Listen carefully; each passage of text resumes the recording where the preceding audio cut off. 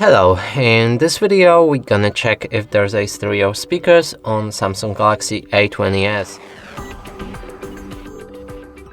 To do this, first let's locate all of the speakers on this device, and the first one is on the bottom right here, that's your main speaker.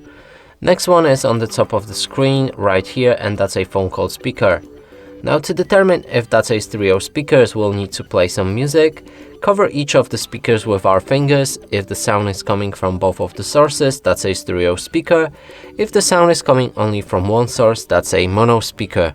Now let's try it out.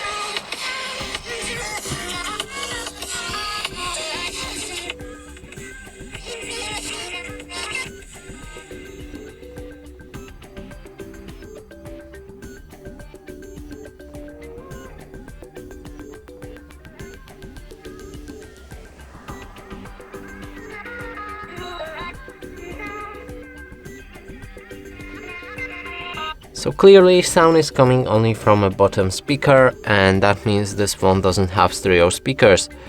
And that's it for this video. Hope you like it. Please consider subscribing to our channel, leave a like and a comment below.